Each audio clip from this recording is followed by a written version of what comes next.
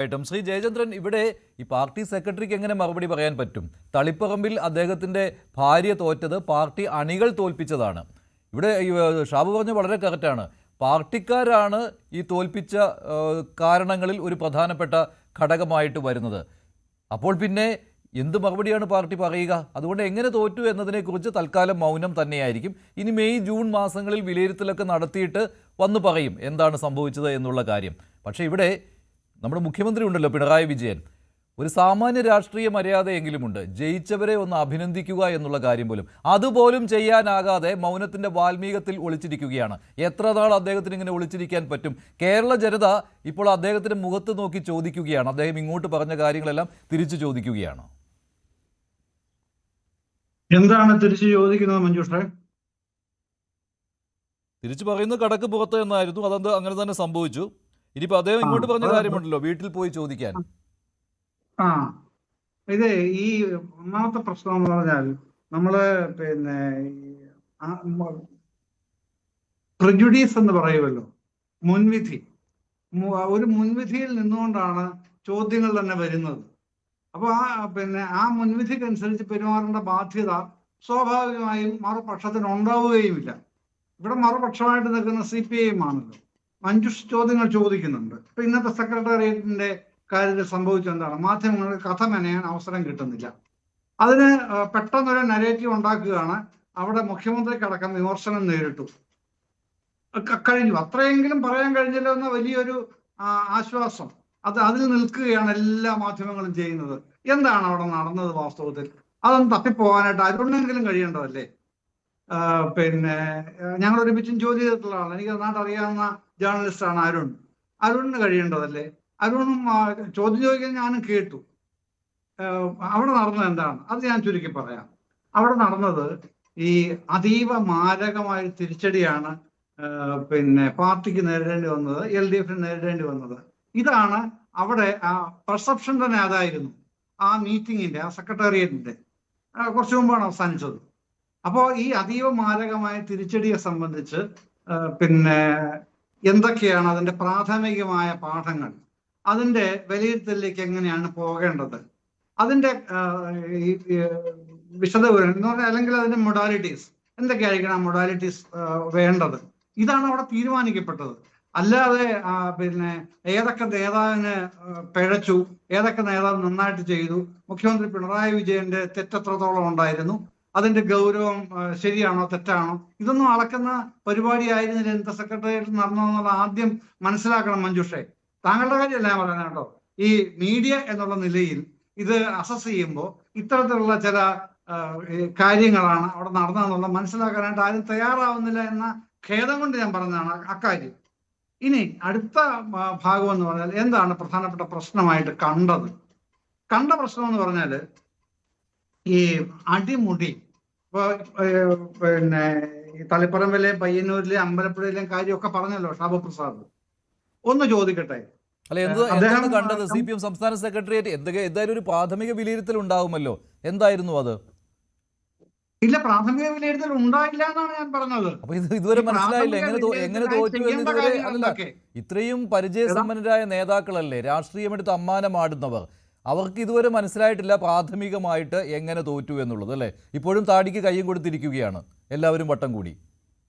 അല്ലത് എത്രമേൽ ഈ താങ്കളുടെ ആ പരിഹാസത്തിന്റെ തീവ്രത അളക്കാൻ മെഷീൻ ഉണ്ടായിരുന്ന ഇപ്പോൾ അളക്കാമായിരുന്നു.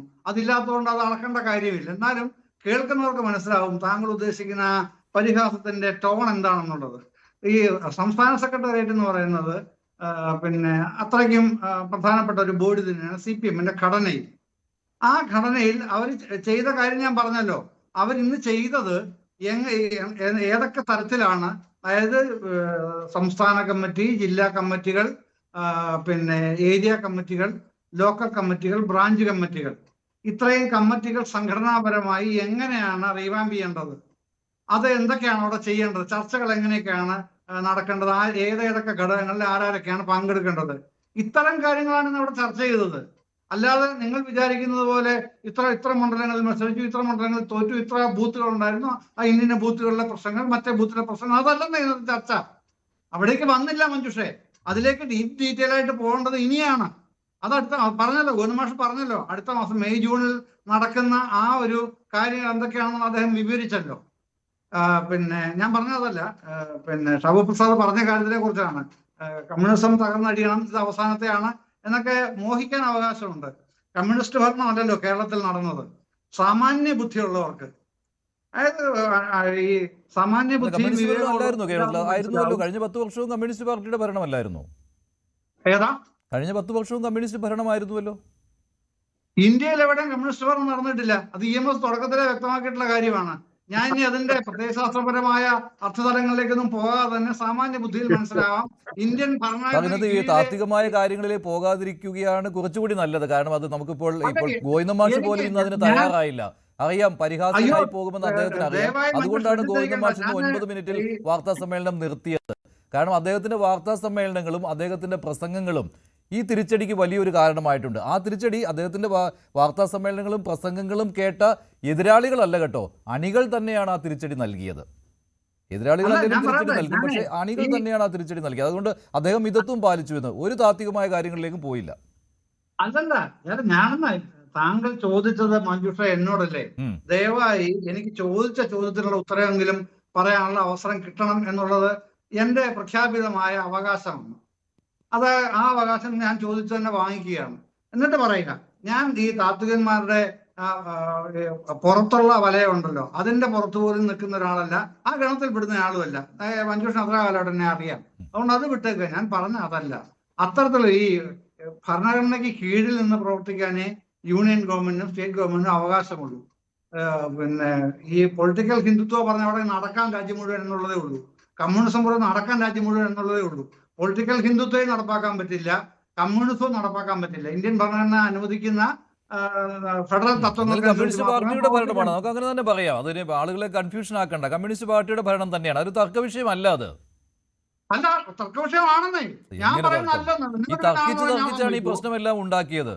ഈ തർക്കിച്ചാണ് ഈ വൻ തോൽവിയിലേക്ക് കാര്യങ്ങൾ കൊണ്ടുവന്ന് എത്തിച്ചത്. എല്ലാ കാര്യത്തിലും കയറി തർക്കിക്കുക. തോറ്റവർക്ക് ന്യായം പറയാനുള്ള അവകാശമെങ്കിലും ഉണ്ടെന്നേ നിങ്ങൾ ചോദ്യം ചോദിക്കുമ്പോ. തോറ്റവരോട് നിങ്ങൾ ന്യായം ചോദിക്കുമ്പോൾ ന്യായം കേൾക്കാനുള്ള ന്യായം പറയുന്നില്ലെന്നേ. ആ ന്യായം 3 ദിവസമായിട്ടും സംസ്ഥാനത്തിന്റെ മുഖ്യമന്ത്രി പിണറായി വിജയൻ ഇപ്പോൾ കാവൽ മുഖ്യമന്ത്രിയാണ്, ഒരക്ഷരം മിണ്ടുന്നില്ല. ഇങ്ങനെ ആയിരുന്നില്ലല്ലോ അദ്ദേഹം മുമ്പ്. അദ്ദേഹത്തിന് വലിയ ഉത്സാഹമായിരുന്നല്ലോ എതിരാളികളുടെ മേൽ കുതിര കയറാൻ. ഇപ്പോൾ എതിരാളികൾ ഇത്രയും വലിയ വിജയം നേടിയപ്പോൾ അവരെ ഒന്ന് അഭിനന്ദിക്കാൻ പോലും പറ്റാത്തയാളായി പിണറായി വിജയൻ മാറിയിരിക്കുകയാണ്.